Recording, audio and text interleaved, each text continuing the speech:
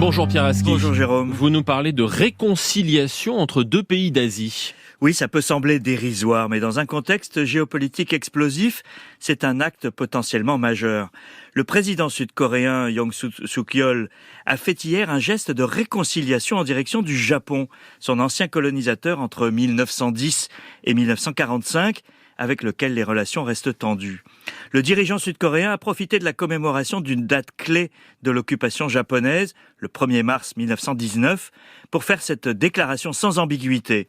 Aujourd'hui, plus d'un siècle après le mouvement du 1er mars, le Japon s'est transformé d'agresseur militariste du passé en partenaire avec lequel nous partageons les mêmes valeurs universelles. Une main tendue sans la moindre condition. Le sujet reste sensible en Corée du Sud et le chef de l'opposition a aussitôt accusé le président d'avoir eu une attitude de soumission envers le Japon. Cette réaction donne encore plus de sens au geste du président Yoon, car il ne va pas de soi au sein de l'opinion coréenne. Pourquoi la question est-elle aussi sensible plus de 70 ans après la fin de l'occupation ? L'Asie n'a pas connu de processus de réconciliation comme l'Europe avec l'Allemagne après la Seconde Guerre mondiale.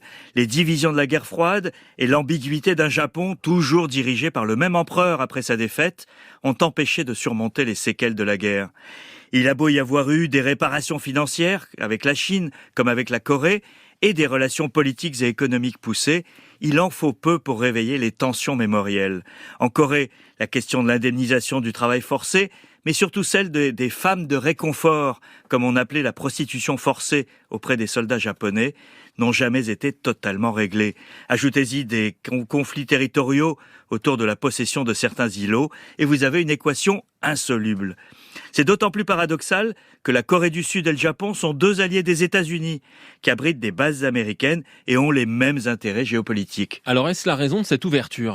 Les Américains, Jérôme, ont beaucoup œuvré à réduire les tensions entre leurs deux principaux alliés d'Asie, sans grand succès pendant longtemps, malgré la montée des tensions avec la Chine et avec la Corée du Nord.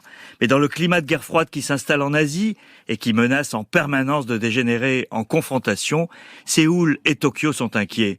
De la puissance militaire chinoise en mer de Chine comme autour de Taïwan et de l'agressivité nord-coréenne qui multiplie les tests de missiles de plus en plus sophistiqués. Le Japon vient d'annoncer le doublement de ses dépenses de défense d'ici à 2028, tandis que la Corée du Sud débat ouvertement de se doter de l'arme nucléaire, comme son frère ennemi du Nord. Le rapprochement de ces deux alliés des États-Unis allait de soi, mais il fallait un peu d'audace pour surmonter les blessures de l'histoire. Il reste assurément du chemin à faire pour réussir cette réconciliation, mais le discours d'hier ouvre un chemin possible, au plus grand plaisir de Washington et déplaisir de Pékin et Pyongyang. Merci à vous Pierre Aski.